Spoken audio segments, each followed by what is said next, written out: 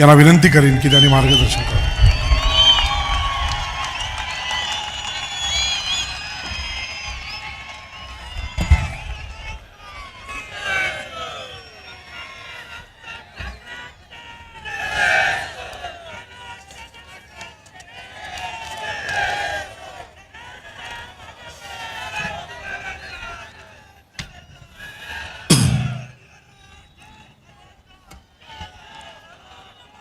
जमलेल्या माझ्या तमाम मराठी बांधवांनो, भगिनींनो आणि मातांनो, सर्वप्रथम मी आपणा सर्वांना गुढीपाडव्याच्या मराठी नववर्षाच्या मी मनपूर्वक शुभेच्छा देतो.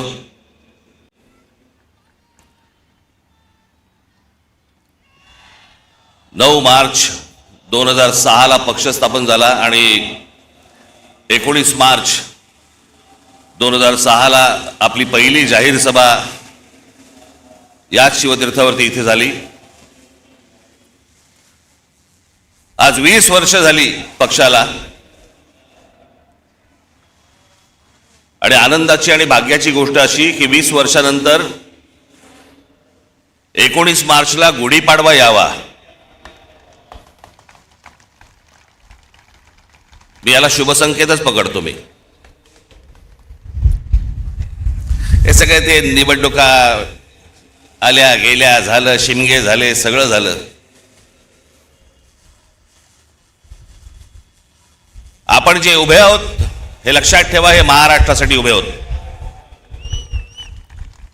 आणि मी जे बोलतोय तुम्हाला आत्ता हे तुमच्या टाळ्यांसाठी बोलत नाहीये. मी जो तुम्हाला शब्द दिलाय या महाराष्ट्राचं गतवैभव प्राप्त करण्यासाठी, म्हणून आपल्याला जी सत्ता घ्यायची ती सत्ता भविष्यामध्ये आपण हातामध्ये घेणार म्हणजे घेणार. हे मी फक्त तुमच्या टाळ्यांसाठी सांगत नाही, तो माझा आत्मविश्वास आहे. पण आता काय, पुढच्या 3 वर्ष काही निवडणुका नाहीत या महाराष्ट्रामध्ये. त्याच्यामुळे कंत्राटदारांकडनं पैसे खायला सगळेच मोकळे आहेत.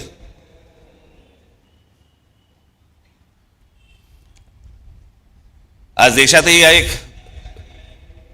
धाकधूक सुरू आहे, भीषण परिस्थिती आहे. गॅस मिळत नाहीयेत. नेहमी नॉर्मलला असणारी लोक सध्या गॅसवर आहेत.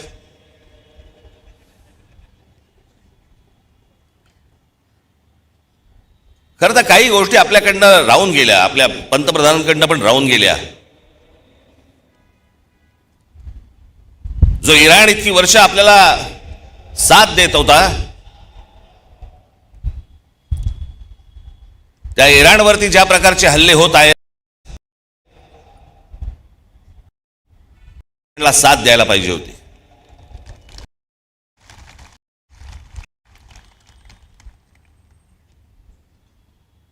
यात येणारं सगळं बरंचसं तेल हे इराणमध्ये येतं, ते आपल्याला रुपयामध्ये देतात. देत आले, पुढचं मला माहित नाही. पण खामेनी गेल्यानंतर देखील आपल्या देशाच्या पंतप्रधानांनी कुठचंही निषेधाचं एक स्टेटमेंटही काढलं नाही. हल्ल्यावरती कुठचं स्टेटमेंट काढलं नाही. जो देश आजपर्यंत जम्मू काश्मीरच्या प्रश्नावरती देखील आपल्याला पाठिंबा देत आला, भारताला पाठिंबा देत आला, त्यांच्या मागे आपण आज अडचणीच्या काळामध्ये उभे राहिलो नाही, याचा त्रास निश्चित भविष्यात होणार.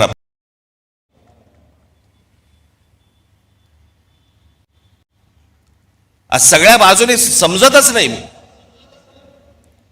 की नेमके आपण कुठे चाललो आहोत, काय चाललो आहोत. या देशामधली राज्य कुठे चालली आहेत, या देशामधली लोक कुठे चालली आहेत, प्रगती कुठे होतीये. मी आत्ताच गेल्या जानेवारीमध्ये आपली इथे जाहीर सभा झाली. अनेक लोकांचे वाभाडे काढले इथे. आपण पण किती अडाणी आहोत हे पण सांगितलं.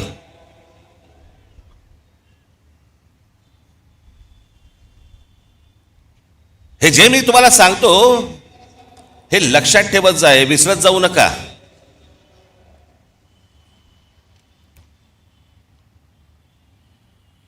आज फुरसतीत आलायत ना, हा फुरसती जात ना जरा.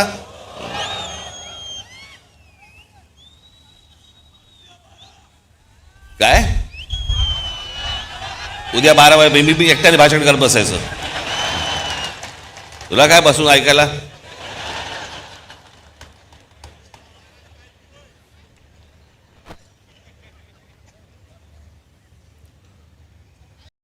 ज्या वेळेला राजकारणामध्ये आल्या वेळेला आणि त्या पहिल्यांदा मला बाळासाहेब सांगितलं काही काही तसं स्क्रूप हवा ना, तसं सांगितलं होतं की भाषण जेव्हा एक बोललो नाही येऊन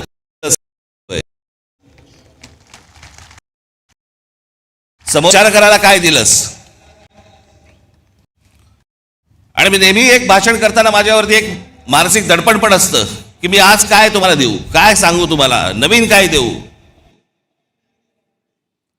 ज्याच्यातनं तुम्ही विचार करायला लागाल. हे सरकार विचार करायला लागेल.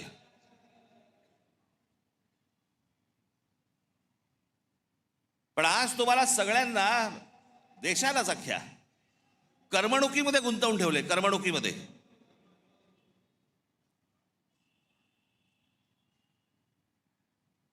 IPL चालू आहे, मग अजून कुठचे पिक्चर येत आहेत, मग ते हाऊसफुल जात आहेत, मग टेलिव्हिजनवरती. मी आज तुम्हाला सगळ्यांना एक नम्र विनंती करणार आहे, महाराष्ट्राच्या हितासाठी नम्र विनंती करणार आहे.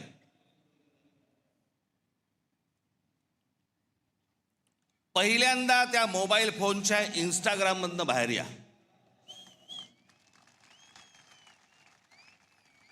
सकाळी संडास नाही, लवकर बाहेर याल. मध्यंतरी ते आमचे ते काय ते रील बाज वगैरे सगळे आले होते. मी माझ्याकडे नव्हतं ते मोबाईलवरती, ते टाकलं, ते गुंतायला होतं त्याच्यात. मी मागे म्हटलं होतं ना, ते डान्स बार बंद झाले ना, त्याची लक्षणं आहेत ती. तिकडे ते बंद झालं, इथे मोबाईलवर सुरू झालं.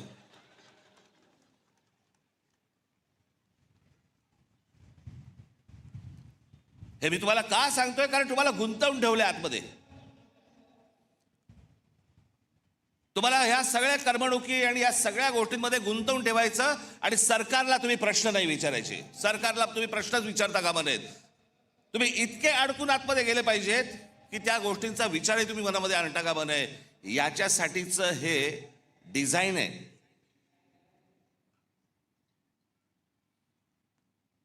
हे फक्त भारतात सुरू नाही आहे, जगभर सुरू आहे की सरकारांना प्रश्नच विचारू नयेत आणि तुम्ही अडकून राहावं. IPL मध्ये अडकावं, चित्रपटामध्ये अडकावं, टेलिव्हिजनमध्ये अडकावं, मोबाईलमध्ये अडकून राहावं. मोबाईल तर आपला एक अवयवच झालाय.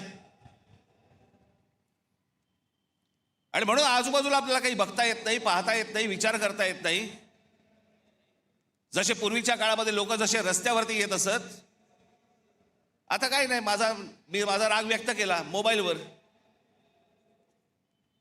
आता कशाला रस्त्यावरती येऊ? हे तुम्हाला गुंतवून टाकणं आहे. आणि मग महाराष्ट्रामधले जे प्रश्न आहेत, महाराष्ट्रातले जे सत्ताधारी आहेत, यांना प्रश्नच विचारायचे नाहीत.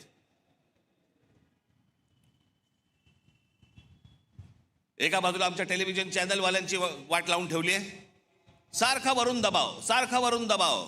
ही बातमी टाकायची नाही, या बातम्या करायच्या नाहीत, ही करायची नाही, सरकारला विरोध करायचा नाही, विरोध केला बातम्या बंद करू, तुमच्या जाहिराती बंद करून टाकू, नोकरीवरून काढून टाकू. त्याच्यामुळे तुमच्यापर्यंत बातम्या पोचवायच्या नाहीत खऱ्या.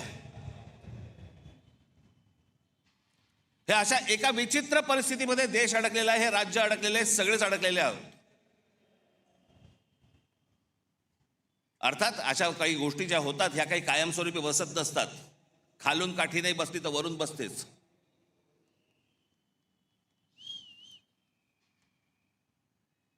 पण ह्या सतत गोष्टी मी तुम्हाला सतत का सांगतोय, ह्या डोक्यात ठेवल्या पाहिजेत तुम्ही.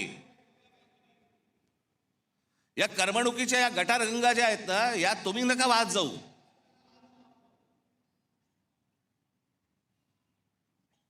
उद्या काय आपल्या आजूबाजूला निघून गेलंय ना, कळणार पण नाही, थांग पत्ता पण लागणार नाही तुम्हाला. कारण आम्ही अडकले मोबाईलमध्ये.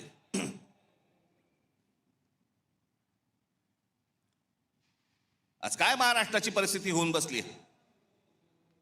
हे आमचे मुख्यमंत्री सांगतायत विकास करतोय विकास करतोय. $3 ट्रिलियन इकॉनॉमी करायची महाराष्ट्राची. 11 लाख कोटीचं कर्ज आहे महाराष्ट्रावरती. 11 लाख कोटी. पृथ्वीराज चव्हाण ज्यावेळेला मुख्यमंत्री होते त्यावेळेला 2 लाख कोटीचं कर्ज होतं. त्याच्यानंतर हे 2014 ते 2026 मध्ये हे सगळं कर्ज 11 लाख कोटीवरती गेलं.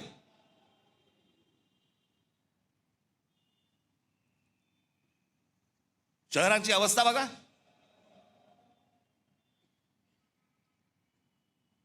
पिझ्झा मागवला तर 10 मिनिटात येतो, पण तुम्हाला 10 मिनिटात कुठे जाता येत नाही. सगळीकडे ट्रॅफिक जॅम, फुटपाथ भरलेले.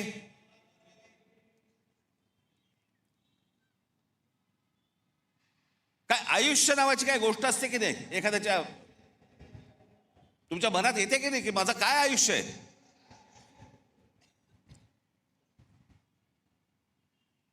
आज हे ब्रिटिशांच्या काळामध्ये त्यावेळेला हे मैदान उभं राहिलं म्हणून आज हे मैदान आहे. नाही तर अशी मैदानं कुठे आहेत मला जरा सांगा. जी जी मैदानं उभी राहिली आहेत ते त्या त्या काळात उभी राहिलेली आहेत.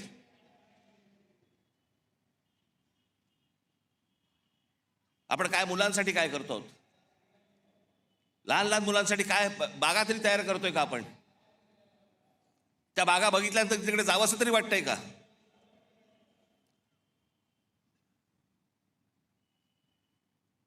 आज शहराची आज संपूर्णपणे शहर अख्खी कोलमडून पडलेली आहेत.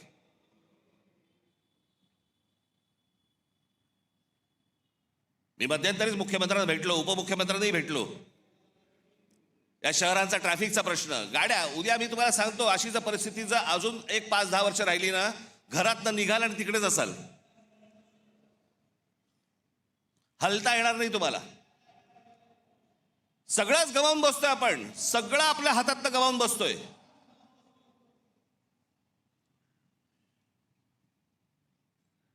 आज ग्रामीण भागामधला माझा तरुण, माझ्या तरुणी आज शेतीकडे वळायला तयार नाहीत. ते म्हणतात नाही आम्हाला शहरात जायचंय. शहरात आल्यावर ही शहराची अवस्था. या देशातलं महाराष्ट्रातलं प्रत्येक शहर बघा ना, त्याला काही आकार ना उकार ना काही नाही त्याला. कोणी येतंय, कुठेही इमारती बांधतंय, कोणी काहीही करतंय, कोणालाही कसल्याही परवानगी दिली जात आहेत. आणि तुम्ही ते पाहता आणि राग मोबाईलवरती व्यक्त करताय. हेच त्यांना हवंय की तुम्ही रस्त्यावरती येताच कामा नयेत, तुम्ही या गोष्टींचा विचारच करता कामा नयेत. असेच सडा, असेच मरा.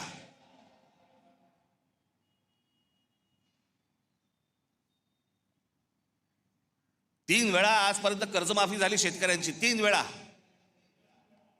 पण या देशामध्ये सर्वाधिक शेतकरी आत्महत्येचा आकडा महाराष्ट्रात आहे. दररोज आत्महत्या होत आहेत, रोज शेतकरी आत्महत्या करतायत. कोणाला काही पडलेलं नाहीये.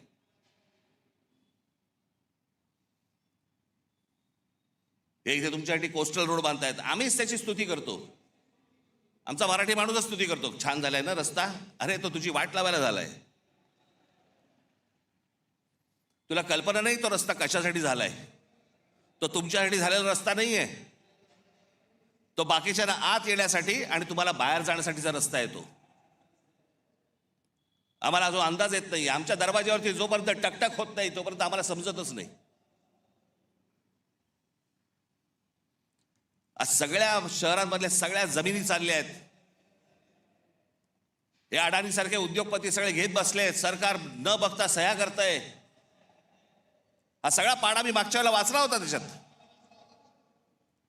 आपण महाराष्ट्र म्हणून आपलं महाराष्ट्राचं स्वतःचं अस्तित्व गमावून बसतोय. आपली महाराष्ट्राची ओळख गमावून बसतोय. आपली भाषा गमावून बसतोय. मी मागे पण सांगितलं होतं ना, एकदा ती गोष्ट हातातनं गेली की परत येणार नाही. भाषा संपली म्हणून अनेक देश संपलेले आहेत या जगामध्ये. तुम्हाला जग ज्याला म्हणतं की तुम्ही कोण आहात, मराठी माणूस आहात. मराठी माणूस आहात म्हणजे कोण आहात? मराठी भाषा बोलणारे आहात म्हणून तुम्ही मराठी माणूस आहात.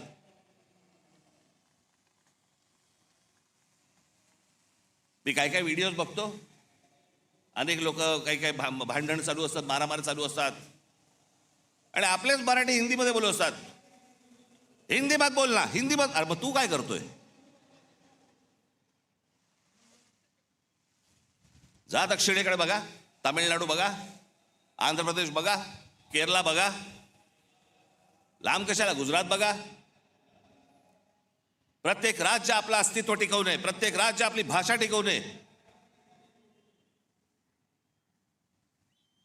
आमच्याकडचे आमदार खासदार काही नाही, दुसरं काही नाही, कंत्राटदार, पैसे, रोज एवढंच सुरू आहे फक्त. महाराष्ट्र विकायला काढलाय.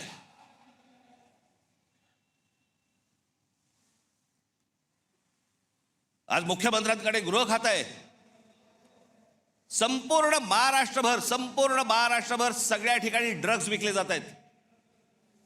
शाळांमध्ये ड्रग्ज जात आहेत, कॉलेजमध्ये ड्रग्ज जात आहेत. तरुण तरुणी सगळे व्यसनाधीन होत आहेत ड्रग्सच्या आहारी लागून. काय करणार आहोत काय महाराष्ट्राचा? पण ग्रामीण भागामध्ये प्रगती होत नाही. ग्रामीण भागातली माझी मुलं मुली आज इथे शहरामध्ये येतात, शहरात बकाला पडलेली आहेत, शहरामध्ये ड्रग्ज मिळत आहेत, लहान लहान मुली आणि लहान लहान मुलं पळवली जात आहेत. माझ्याकडे तर एक आकडा आहे,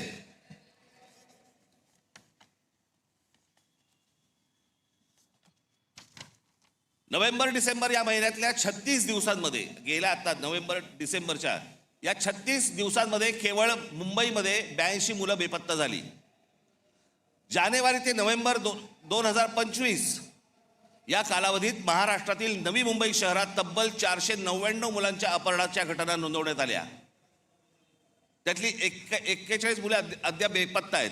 458 पोलिसांनी, आमचे पोलीस, मुंबईचे पोलीस, महाराष्ट्राचे पोलीस हे सक्षम आहेत.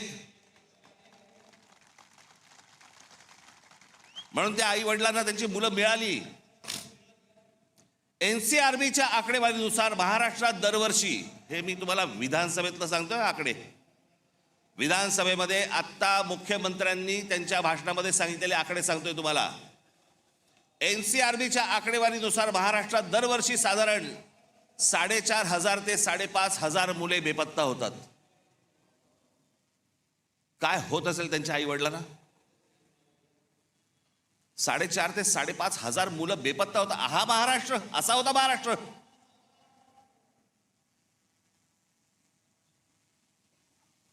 ...2022 मध्ये 5,398 आणि 2023 मध्ये 4,619 प्रकरणे नोंदवली गेली. या प्रकरणांमध्ये मुलींचे प्रमाण अधिक दिसते.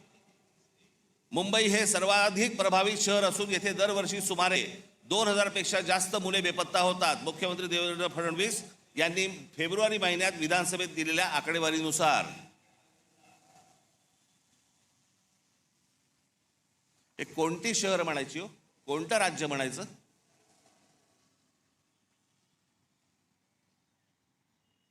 तुमच्या भाषेची हमी नाही, तुमची हमी नाही, तुमच्या पोराबाळांची हमी नाही, कशाचीही हमी नाही. अशी कुठचीही हमी नसलेलं हे या राज्यामध्ये तुम्ही राहताय आणि म्हणायचं आम्ही शिवरायांच्या राज्यात राहतो. हवे होते असते, विधानसभेत जाऊन कापून काढले असते.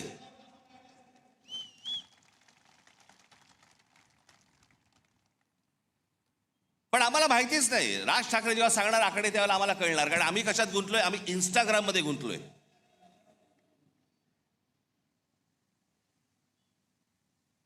आम्हाला कशाची पडलीच नाहीये. आम्ही आमची संपूर्णपणे ओळख विसरून गेलेलो आहोत.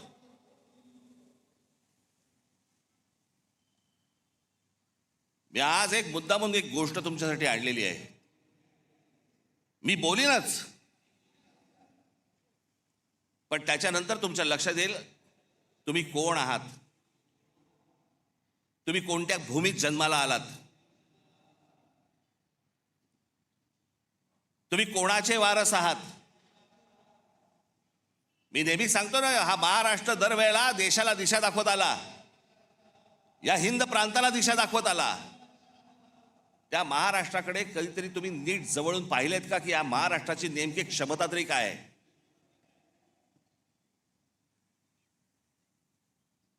हजारो माणसं आहेत. मी थोडक्यात काही माणसं तुमच्या समोर जाणलीत. फक्त महाराष्ट्राची तुम्ही फक्त परंपरा, महाराष्ट्राचा फक्त इतिहास फक्त तुम्ही फक्त बघून घ्या. मी फक्त तुमच्यासमोर नावं वाचणार आहे. ही नावं माझं भाषण संपल्यानंतर तुम्ही कदाचित त्या युट्यूबवर जा. मुद्दा म्हणून सांगतो, युट्यूब बघा, कारण त्याच्यावरती चांगली माहिती असते, त्याच्यावरती चांगल्या डॉक्युमेंटरीज असतात, जगाची माहिती मिळते. इंस्टाग्राम नको. मी तुम्हाला आता फक्त काही माणसं तुम्हाला समोर वाचून दाखवणार आहेत, जे आपण विसरलेलो आहोत. आपल्या महाराष्ट्राची ताकद आपण विसरलेलो आहोत. हा महाराष्ट्र असा का? या महाराष्ट्रामध्ये, या बाहेरच्या प्रांतांमधून लोक इथे का येतात? या महाराष्ट्रामध्ये ही महाराष्ट्राची भूमी ही कोणी मशागत केली? हा सुसंस्कृत महाराष्ट्र घडला कसा? मला असं वाटतं ही फक्त नावं तुमच्यासमोर मी पटापटा पटापटा वाचतो, तुमच्या अंदाज लक्षात येईल की आपण कोण आहोत ते. पहिली संत परंपरा दिसतंय का तुम्हाला? संत ज्ञानेश्वर, संत तुकाराम, समर्थ रामदास, संत जनाबाई, संत नामदेव, संत एकनाथ. इतिहास आमच्या जिजाऊ साहेब, या देशामधली पहिली बंडखोर स्त्री, पहिली बंडखोर स्त्री, ज्या स्त्रीने, ज्या आईने स्वतःच्या वडिलांना विचारलं होतं की दुसऱ्यांकडे कशाला चाकरी करता. स्वतःच्या नवऱ्याला विचारलं, स्वतःचं राज्य निर्माण करा, दुसऱ्याकडे कशाला जाता. आणि मग एक सूर्य जन्माला दिला. आणि स्वराज्य काय असतं हे त्या मातेने त्या पुत्राकडनं घडवून घेतलं. ती बंडखोर स्त्री या महाराष्ट्रात जन्माला आली. छत्रपती शिवाजी महाराज. दुसऱ्यांचं नाही, माझं स्वतःचं राज्य पाहिजे, तो स्वराज्य हा शब्द त्यांनी दिला.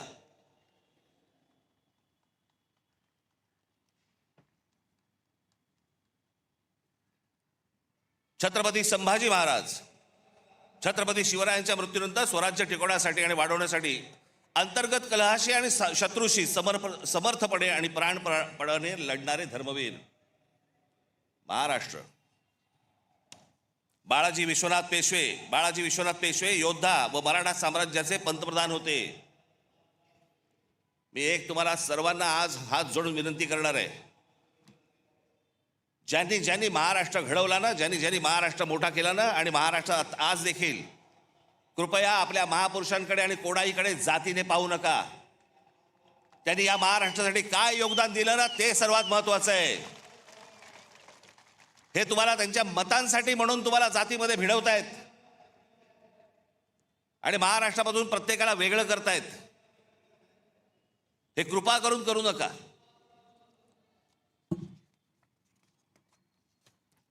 पहिले बाजीराव पेशवे छत्रपती शिवाजी महाराजांनंतर मराठी मुलखात तेवढाच आत्मविश्वास आणि स्वराज्यनिष्ठा निर्माण करणारे आणि मराठी साम्राज्याचा विस्तार करणारे. अहिल्याबाई होळकर मराठा साम्राज्य, शिंदे होळकर नागपूरचे भोसले साम्राज्य, मराठा साम्राज्य संपूर्ण हिंद प्रांतावरती वचक ठेवला. गायकवाड हे गुजरातमध्ये, या राज्याच्या जडणघडणीत गायकवाड घराण्याचा मोठा वाटा. Bank of Baroda, Baroda university आणि गुजरातमध्ये अनेक रेल्वे मार्ग त्यांनी सुरू केले. तात्या टोपे, झाशीची राणी लक्ष्मीबाई. आता ह्या 18व्या शतकातील मराठी नावं ज्यांनी मुंबईला आकार दिला, जगन्नाथ शंकर शेठ. तुम्हाला भाऊचा धक्का माहिती आहे ना? भाऊ लक्ष्मण अजिंक्य एक मराठी माणूस होता, कंत्राटदार होता, त्यांनी भाऊचा धक्का बांधला. सीताराम खंडेराव वैद्य, नाव पण माहिती नसेल तुम्हाला. सीताराम खंडेराव वैद्य म्हणजे कोण?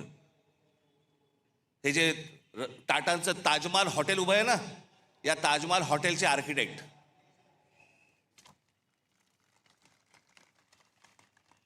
समाज सुधारणा, महात्मा ज्योतिबा फुले, सावित्रीदेवी फुले, महादेव गोविंद रानडे, गोपाळ हरी देशमुख उर्फ लोकहितवादी, लोकमान्य टिळक, गोपाळ गणेश आगरकर, गोपाळ कृष्ण गोखले. माझ्याकडे या सगळ्यांचा इतिहास आहे, परंतु मी प्रत्येकाचा इतिहास सांगत बसलो 12 वाजतील.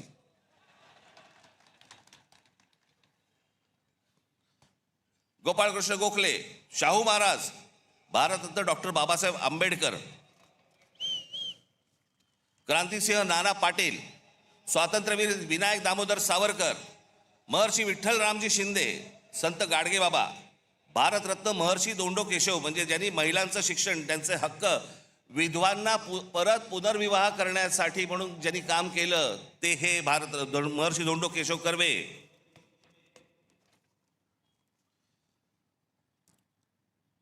रामकृष्ण गोपाळ भांडारकर, हे भांडारकर युनिव्हर्सिटी आहे ना.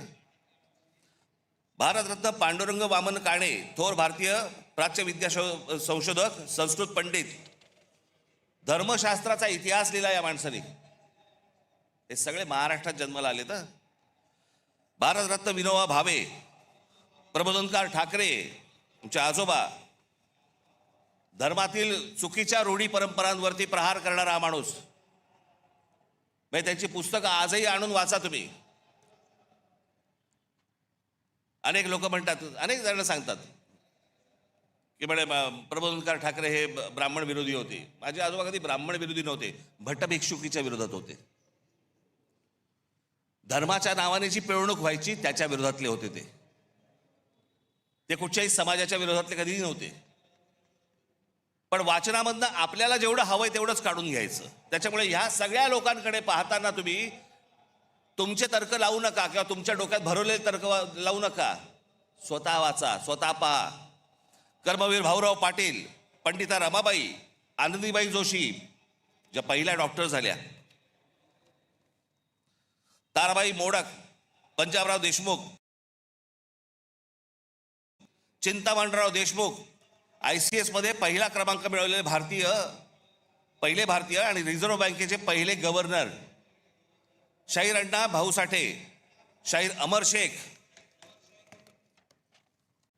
SM जोशी, स्वामी रामानंद तीर्थ, तुकडोजी महाराज, भारतरत्न नानाजी देशमुख, हमीद दलवाई, इरावती कर्वे, दुर्गाबाई भागवत, बाबा आमटे, विसपागे म्हणजे ज्यांनी रोजगार हमी योजना महाराष्ट्रामध्ये आणली आणि नंतर ती संपूर्ण देशभर गेली.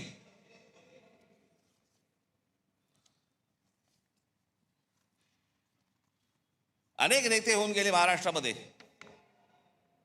पण एक माणूस, असा माणूस महाराष्ट्रात कशाला देशात नाही झाला, ते म्हणजे माननीय बाळासाहेब ठाकरे.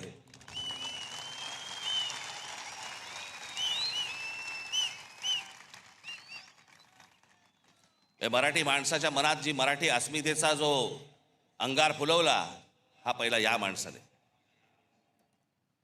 या देशातल्या हिंदूंना हिंदू म्हणून मतदान करायला लावणारा हा पहिला या देशातला माणूस. आणि जागतिक दर्जाचा व्यंगचित्रकार शरद पवार. आज अनेक गोष्टी त्यांच्या नावावरती आहेत, अनेक मतभेद असतील, पण ज्या योग्य गोष्टी आहेत त्या मला असं वाटतं योग्य असल्याच पाहिजेत. आज आपण रस्त्यावरची फळं पाहतो ना, जे कधी पाहत नव्हतं पूर्वी, आता आपल्या लक्षात पण येणार नाही की हे कधी सुरू झालं.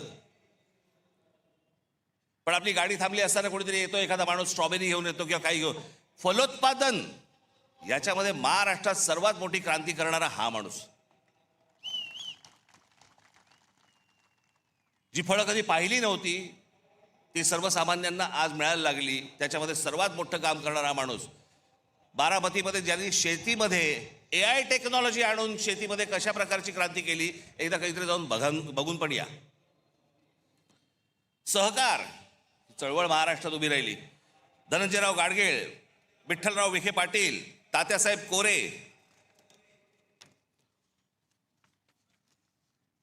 आता महाराष्ट्राच्या देशाला राजकारणातला आकार देणारे भारतीय काँग्रेस, जो काँग्रेस पक्ष आपण म्हणतो, त्या पक्षाची स्थापना महाराष्ट्रात झाली. RSS या RSSचे 6 सरसंघचालक झाले. या 6 संघचालकांमध्ये 4 मराठी झाले आजपर्यंत, आणि निर्माण करणारा देखील मराठीच. हेडगेवार. श्रीपाद अमृत डांगे ज्यांनी कम्युनिस्ट चळवळ मोठी केली. महाराष्ट्र. शेतकरी कामगार पक्षाची स्थापना झाली 1946 साली, स्वातंत्र्याच्या 1 वर्ष अगोदर. कळलं का? ती केली शंकरराव मोरेने आणि केशवराव झेले आणि नाना पाटील यांनी.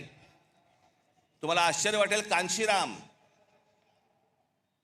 कांशीराम यांचे आज तुमचा तो कुठचा पक्ष? बहुजन समाज पार्टी. पण ही बहुजन समाज पार्टी नंतर झाली. पहिली जी संघटना स्थापन केली बामसेफ, ती या महाराष्ट्रातल्या पुण्यामध्ये खडकीमध्ये त्यांनी स्थापन केलेली आहे बामसेफ.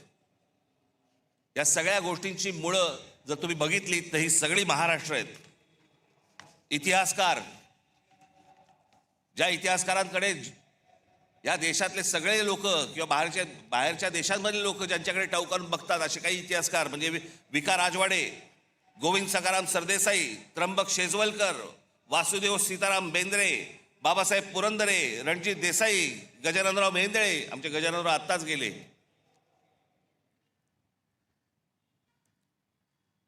अनेकदा त्यांच्या भेटी व्हायच्या गजाननरावांच्या. काही विचारलं की ते एकच गोष्ट सांगायचे, एवढं आहे, बाकी इतिहासाच्या पानात कुठेही नाही. जेवढं खरं आहे तेवढा इतिहास ते सांगायचे. या सगळ्यांची जरा एकदा कधीतरी बघा. नुसत्याच मिरवणुका काढून, गुलाल उधळून, झेंडे उधळून काही होणार नाही आपलं. शिवाजी महाराजांचा जय जयकार, बाबासाहेब आंबेडकरांचा जय जयकार, आमच्या ज्योतिराव फुलेंचा जय जयकार. आपण काय झालंय, महाराष्ट्र प्रतिमांमध्ये अडकलाय. महाराष्ट्र ज्या दिवशी यांच्या प्रतिमेमध्ये अडकेल ना, त्या दिवशी परत आपल्याला गतवैभव प्राप्त होईल. प्रतिमांचं पूजन करतोय आम्ही. सायन्स, डॉक्टर वसंत गोवारीकर.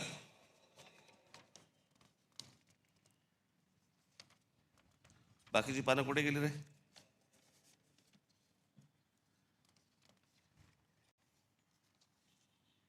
त्याची पानं नाही आहेत. बाकीची तिकडे आहेत का?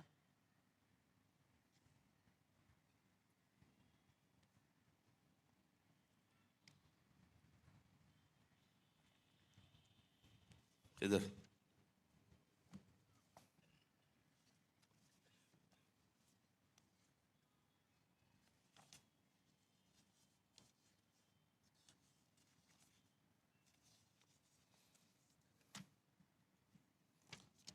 सायन्स अँड टेक्नॉलॉजी, वसंत गोवारीकर,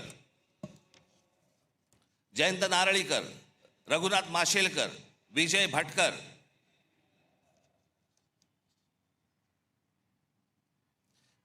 तुम्हाला कदाचित कल्पना नसेल, परंतु एक गोष्ट सांगतो.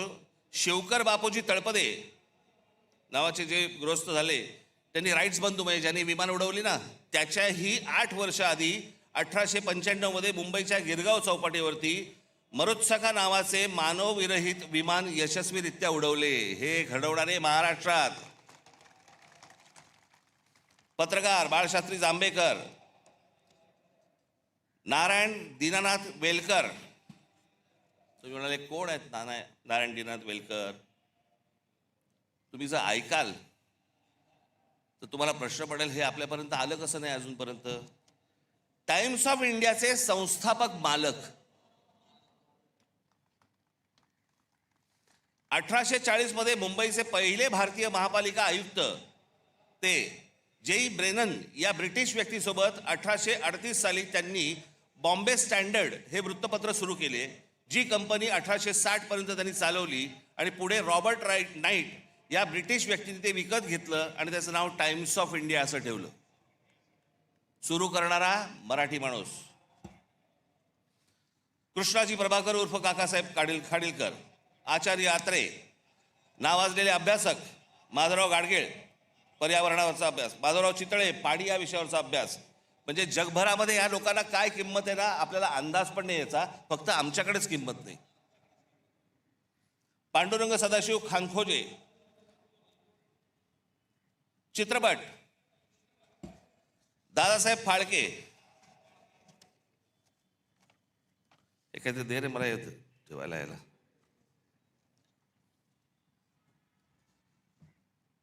Dadasaheb Phalke, Baburao painter, V Shantaram. त्याच्यानंतर आपल्याकडच्या चित्रपट क्षेत्रातील काही मीनाक्षी शिरोडकर, शोभना समर्थ, माधुरी दीक्षित, सुलोचना. अजून एक नाव तुम्हाला सांगणार आहे ज्याच्यामध्ये तुम्हाला प्रश्न पडेल की अरे अजूनपर्यंत आम्हाला कसं माहित नाही. हिंदी चित्रपट सृष्टीमधले जवळपास 6300 गाणी, मी सांगितल्यावर तुम्हाला कळेल, 6300 गाणी ज्या जोडीने दिली त्या जोडीचं नाव आहे लक्ष्मीकांत प्यारेलाल. त्या लक्ष्मीकांत प्यारेलाल मधले लक्ष्मीकांत हे कुडाळकर होते आणि आपल्या कुडाळमधले होते राहणारे. हे आजपर्यंत आम्हाला कोणी सांगितलं नव्हतं. मला माहिती होतं अर्थात, पण आमच्या महाराष्ट्रामधला एवढा मोठा संगीतकार होऊन गेला याचं आम्हाला काही कौतुक काही नाही. आमच्या लोकांबद्दल आम्हाला कौतुकच नाही. अहो आत्तापर्यंत आपल्याला 8 साधारणपणे भारतरत्न मिळाली. या 8 भारतरत्नांमध्ये 4 भारतरत्न ही एकट्या दापोलीमधली आहेत, पण आम्हाला काही देणं घेणंच नाही त्याच्याशी. पावा काणे, धोंडो केशव कर्वे, विनोबा भावे, आमच्या बाबासाहेबांचा जन्म इंदोरचा, पण संपूर्ण बालपण मोठेपण सगळं त्यांचं तिकडे दापोलीत गेलं. आम्हाला काही देणं घेणंच नाही या गोष्टींशी. आम्हाला आजूबाजूला पाहायचंच नाहीये. आमचा महाराष्ट्र मेला तरी चालेल. आम्हाला कंत्राटदाराकडनं पैसे मिळाले पाहिजेत.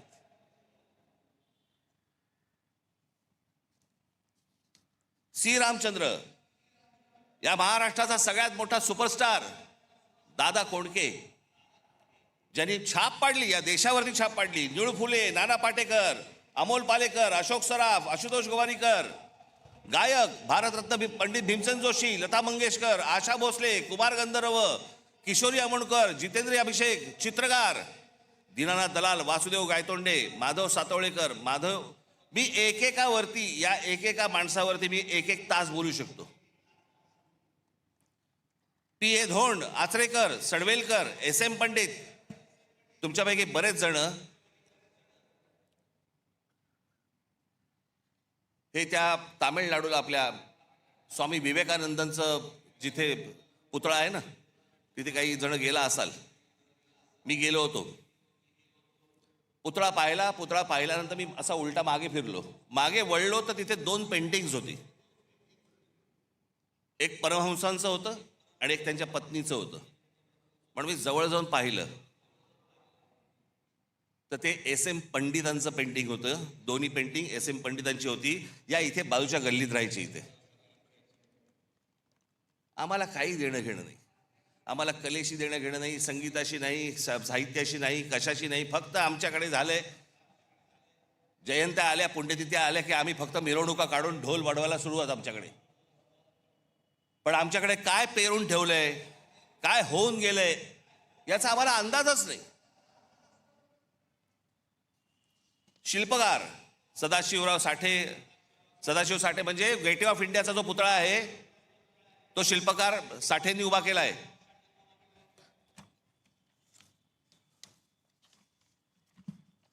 त्याच्यानंतर राम सुतार म्हणजे कोण? ज्यांनी एक मोठा पुतळा बांधला. तो पुतळा चीनमध्ये गेला आणि चीनमध्ये जाऊन त्याचा एक भव्य मोठा पुतळा बांधला गेला. तो सरदार वल्लभभाई पटेलांचा, जो आता गुजरातमध्ये आहे, तो आमच्या राम सुतारांनी उभा केला. आम्हाला काही देणं घेणं नाही. उद्योग शंतनुराव किर्लोस्कर, आबासाहेब गरवारे, रघुनाथराव चितळे, बीजी शिर्के म्हणजे या इमारतींना ज्या विटा वापरल्या जातात ना, सिपोरेक्षा, ते बनवणारे बीजी शिर्के. दाजी काका गाडगीळ, काल निर्णयचे जयंतराव साळगावकर, केसरी पाटील, राजा पाटील, ज्यांनी मराठी माणसाला जग दाखवलं. एच एस केळकर, आम्हाला माहित नाही, फक्त आम्हाला कॉलेज माहिती आहे ठाण्याचं. एस एच केळकर हे परफ्युमरीज म्हणजे अत्तराच्या व्यवसायातले जुने माणसं. या केळकरांकडचा जो अर्क आहे ना, तो परदेशातले बरेचशा मोठे जी काही तुम्ही आता परफ्यूम बिरफ्यूम जे वापरता ना, त्याचा जो अर्क आहे हा एस केळकरांकडनं जातो महाराष्ट्रातनं. राजीव सामंत, सुला वाईन्स, कॅमलिनचे दांडेकर, जे लहानपणापासून आपण जे बघत आलो ना, कंपास पेटी आणि सगळ्या गोष्टी, ह्या संपूर्ण देशभर व्यवसाय उभा करणारे महाराष्ट्राचे दांडेकर. आनंद देशपांडे, रवी पंडित, बाबा कल्याणी, वासुदेव कोल्हटकर, केशव विष्णू पेंढरकर, नाटकामध्ये विष्णुदास भावे, राम गणेश गडकरी, बाल गंधर्व, केशवराव भोसले, विजय तेंडुलकर, महेश एलकुंचवार, विजया मेहता, वसंत कानेटकर, श्रीराम लागू, मोहन आगाशे, जब्बार पटेल, सतीश आळेकर, साहित्य कवी केशव सूत, कुसुमाग्रज, पु ल देशपांडे, गदी माडगुळकर, विंदा करंदीकर, शांता शेळके, नारायण सुर्वे, चिंतामण त्र्यंबक खानोलकर, बाबूराव बागुल, सुरेश भट, बंडखोर नामदेव ढसाळ. क्रीडा, दिबा देवधर, मी अगदीच थोडक्यात आणली आहे ही यादी. दिबा देवधर, बापू नाडकर्णी, विजय मांजरेकर, विजय हजारे, सुनील गावस्कर, अजित वाडेकर, दिलीप वेंगसरकर, सचिन तेंडुलकर, प्रवीण ठिपसे, ग्रँड मास्टर बुद्धिबळ, भाग्यश्री ठिपसे, ग्रँड मास्टर बुद्धिबळ, अभिजित कुंटे, ग्रँड मास्टर बुद्धिबळ, खाशाबा जाधव, नावाजलेले अभ्यासक हे झाले मगाशी. एवढं भरभरून आपल्याला महाराष्ट्राला दिलंय, आपल्याला काही याची किंमत, आपण याच्यासाठी काही करतोय, ह्यांच्यासाठी नाही, आपण काही वेगळा विचार करतोय का? महाराष्ट्र कुठे होता? महाराष्ट्र अख्खा देश टवकारून बघायचा महाराष्ट्रामध्ये काय चाललंय, महाराष्ट्रात नवा विचार कोणता येतोय, महाराष्ट्रात आम्हाला काय देणार आहे. या नवीन विचाराला सतत बघणारा हा देश आज महाराष्ट्र त्यांना काय देतोय. आमच्या क्रिकेट टीम मध्ये देखील आज महाराष्ट्राचे मुंबईचे कोण नाही हो. कोण मराठी आहेत मला जर दाखवा. एक काळ असा होता की 11-12 प्लेयर मध्ये जवळपास 8 ते 9 हे मुंबईचे लोक असायचे, महाराष्ट्राचे लोक असायचे. कुठे कमी पडतोय आम्ही? आम्ही विचारच करत नाही आहोत. आम्हाला महाराष्ट्र कसा घडवायचा आहे याचा आमचा विचारच संपलेला आहे. आमच्यावरती सरकार येत आहेत आणि लादतायत, वाटेल त्या गोष्टी रोज येत आहेत, नवीन कायदे करतायत, नवीन नियम करतायत. आम्हाला लक्ष द्यायला वेळ नाही. आम्ही गुंतलोय करमणुकीमध्ये. तुम्हा आम्हाला महाराष्ट्रातल्या या जनतेला सगळ्यांना मिळून तरुण आणि तरुणींना, नवीन येणाऱ्या लोकांना, मुलांना हा भविष्यातला महाराष्ट्र घडवायचा आहे. हा तुम्ही आम्हीच घडवायचा आहे. सरकारवरती अवलंबून राहून होणार नाही. आणि म्हणून मी आज एक नवीन योजना तुमच्या समोर आज आणतोय. 2006 साली याच व्यासपीठावरती इथे उभं राहून मी म्हटलं होतं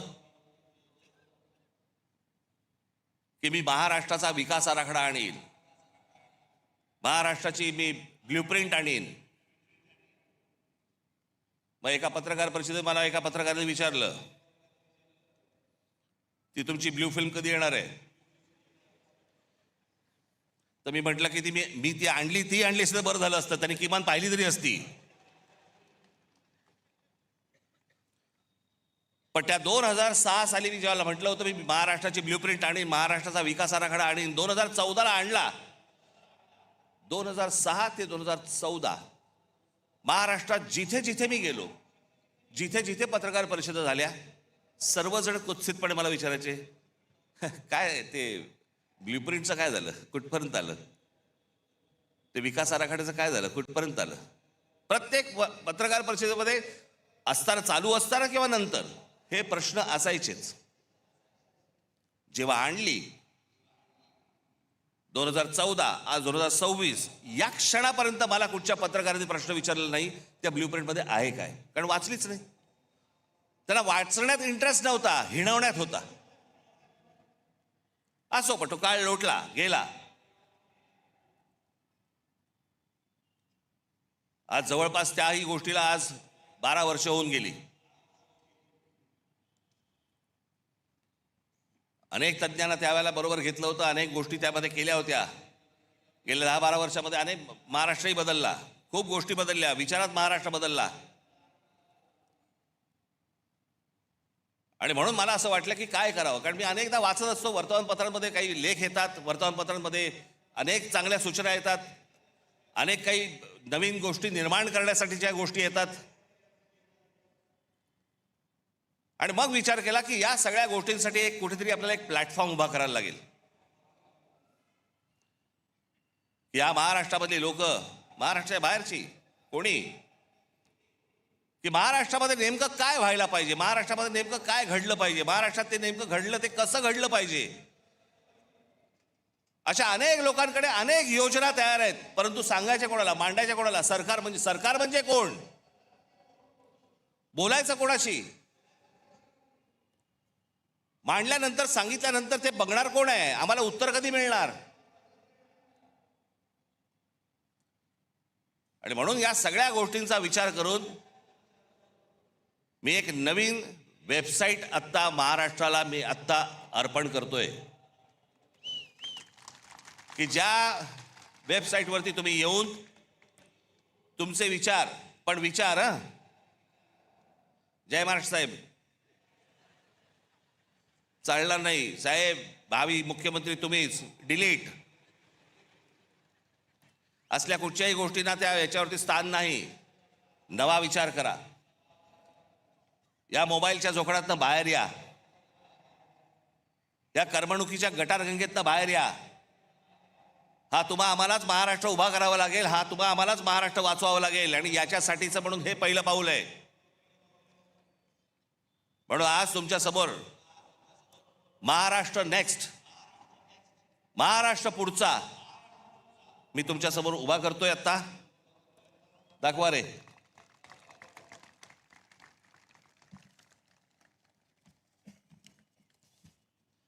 याच्यामध्ये हे सुरू झाल्यावरती तुम्हाला ऑप्शन्स आहेत, मराठी आणि इंग्रजी. त्याच्यामध्ये तुम्ही मराठीमध्ये गेलात की त्याच्या बाजूला एक ऑडिओ फिल्म आहे, ही वेबसाईट कशी वापरायची. त्याच्यामध्ये आपल्या कल्पना नोंदवण्यासाठी म्हणून मी काही खाली विषय दिलेले आहेत, 27 विषय आहेत. ते 27 विषय फक्त मी तुम्हाला वाचून दाखवतो, ज्याच्यामध्ये ज्या ज्या आपल्या स्वतःच्या कल्पना असतील, ज्या काही नवीन आपल्याला निर्माण करायचं असेल ते तुम्ही मांडू शकता. आपण म्हणजे आम्ही तुमच्यामधले आणि सरकारमधले फक्त वाहक असू, आणि सरकारकडनं ही गोष्ट कशी करून घ्यायची जर ती योग्य असेल, कारण हे पहिलं जाणार हे तज्ज्ञांकडे, त्या तज्ज्ञांच्या कमिटीकडनं ज्यावेळेला ते मंजूर होणार त्याच्यानंतर हे सरकारकडे जाणार. त्याच्यामुळे ही 27 तुम्हाला इथे गोष्टी दिलेल्या आहेत. त्याच्यामध्ये शेती, रस्ते आणि पायाभूत सुविधा विकास, आरोग्य सेवा व सार्वजनिक आरोग्य व्यवस्था, जमीन, पायाभूत सुविधा, औद्योगिक वसाहती, व्यवसाय सुलभता, प्रादेशिक औद्योगिक संतुलन व सर्वसमावेशक, शालेय उच्च व तंत्र शिक्षण सुधारणा, आदिवासी विकास, सर्वसमावेशक आणि सशक्त महिला व बाल, रोजगार व रोजगार निर्मिती, आपत्ती व्यवस्थापन आणि आपत्तीपूर्व तयारी, क्षेत्रनिहाय औद्योगिक धोरण, गुंतवणूक प्रोत्साहन व थेट विदेशी गुंतवणूक, स्टार्टअप्स आणि भविष्यवेधी उद्योग, ग्रामीण अर्थव्यवस्था आणि ग्रामीण उद्योग विकास, शहरांचा शाश्वत विकास, क्रीडा व युवा विकास, मराठी भाषा संस्कृती ज्ञान परंपरेचा विकास, पारंपरिक आणि अपारंपरिक ऊर्जा, हवामान बदल, पर्यावरण आणि प्रदूषण, सूक्ष्म लघु व मध्यम उद्योग आणि विकास, औद्योगिक कायदे सुधारणा, शाश्वत हरित व पर्यावरणपूरक औद्योगिक विकास, सिंचन, जलव्यवस्थापन व जलसुरक्षा, समृद्ध स्वावलंबी आणि शाश्वत ग्रामविकास, पर्यटन विकास, कायदा आणि सुव्यवस्था. याच्यामध्ये तुम्ही आतमध्ये गेल्यानंतर आपली कल्पना इथे पुढे नोंदवायची तुम्हाला येईल. त्या प्रत्येक गोष्टीमध्ये 27 गोष्टीमध्ये त्याच्या उपशाखा आहेत. समजा तुम्ही रोजगार आणि रोजगार व रोजगार निर्मिती हा जर विषय घेतला तर त्याच्यामध्ये रोजगार विमुख, कौशल्य प्रशिक्षण, उद्योजकता वगैरे वगैरे असे बरेच विषय त्याच्यामध्ये आहेत. ते झाल्यानंतर पुढे जेव्हा तुम्ही जाल त्याच्यानंतर तुम्ही तुमची कल्पना त्याच्यावरती नोंदवायची.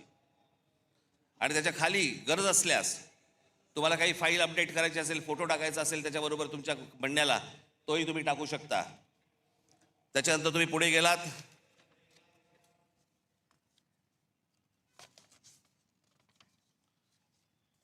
ती फाईल तुम्ही सबमिट केलीत की त्याच्यानंतर तुम्हाला मोबाईल नंबर येईल तुमचा, तो टाकायचा आहे. मोबाईल नंबर आल्यानंतर तुम्हाला एक OTP येईल तुमच्या मोबाईलवरती, तो भरायचा आहे. तो भरला की तुमचं संपूर्ण नाव, पत्ता आणि सर्व माहिती याच्यावरती द्यायची आहे. एक तुम्हाला सांगतो सर्वांना, आज तुम्ही इथे आज जे ऐकत आहात ते ऐकत आहात, टेलिव्हिजनवरती जे ऐकत असतील, बघत असतील, त्यांनाही माझं सांगणं आहे, तुम्ही सांगेपर्यंत तुमचं नाव आणि पत्ता आणि मोबाईल नंबर हा सरकारला दिला जाणार नाही. उद्या तुमची कल्पना जर समजा आवडली आणि त्याची जर समजा अंमलबजावणी करायची ठरली आणि त्यांनी विचारलं हा माणूस कोण आहे, तुम्हाला विचारलं जाईल की तुमचं नाव आणि नंबर द्यायचा आहे का. त्याच्यामुळे ती गोष्ट गुपित राहील, पुढे जाणार नाही. त्याच्यानंतर ढकला. आज महाराष्ट्रामध्ये सगळ्याच गोष्टींची कमतरता आहे. कोणाला काही कळत नाही. जो येतोय, कोणतरी येतो, नवा काहीतरी सांगतो, त्याच्याबरोबर कंत्राटदाराला कामं दिली जातात. आपलं ऑइल बाहेरून येतं, आपला गॅस बाहेरून येतो, आपल्याकडे अनेक गोष्टी बाहेरून येतात. मग आपल्याकडे एक काहीतरी टुणटुणं वाजवलं जातं. ते टुणटुणं आहे चांगलं, पण वापरात येऊ शकत नाही, आणि ते म्हणजे स्वदेशीचं. काय करायचं त्या स्वदेशीचं मला जरा सांगा. हा देश ज्याच्यावरती चालतो ते ऑइल पण तुमचं बाहेरून येत आहे, तर काय करायचं. जसं आज दुबई आहे, अबुधाबी आहे, अनेक देश आहेत की ज्यांनी बाहेरचे मेंदू आणले. आज संपूर्ण दुबई जी उभी आहे हे कोण कोण करते? अरब करतायत, अमेरिकन लोक आहेत, ब्रिटिश लोक आहेत, फ्रेंच लोक आहेत, अनेक लोक आहेत. जगभरातल्या लोकांचे मेंदू आणले आणि त्यांनी त्यांचं एक देश, शहर उभं केलं. आमची शहरं कार्य उभी करतायत. आमच्या शहरांना उभं करण्यासाठी, आमच्याकडे चांगलं व्यवस्थापन होण्यासाठी, आमच्या भविष्यातल्या पिढ्यांना चांगलं आयुष्य जगण्यासाठी म्हणून आम्ही का नाही बाहेरून मेंदू आणत आहोत? कसली लाज वाटते. अहो, बाहेर जाऊन नुसते पैसे आणण्यापेक्षा बाहेर जाऊन जर मेंदू आणले तर ह्या महाराष्ट्राला उपयोगाचे आहेत. नुसते पैसे काय काय करायचे पैशांचं? ते पैसे टक्केवारीत संपणार, त्याने काहीही हाताला मिळणार नाही. आणि म्हणून मला असं वाटतं की आज सरकारकडनं आपण नुसते फक्त आशेने फक्त बघत राहायचं, हे काही मला आवडणारी गोष्ट नाही. मला ती आवडतही नाही आणि तुम्हालाही ती आवडता कामा नये. आणि म्हणून तुम्ही सगळेजण महाराष्ट्राचा विचार करायला लागा. तुमच्या ज्या कल्पना असतील, ज्या गोष्टी असतील, त्या या आत्ता वेबसाईटवरती मांडा.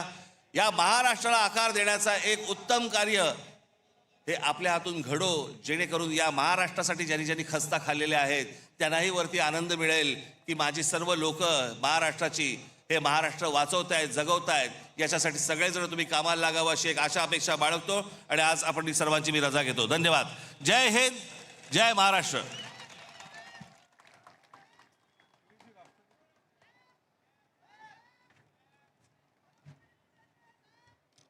हॅलो,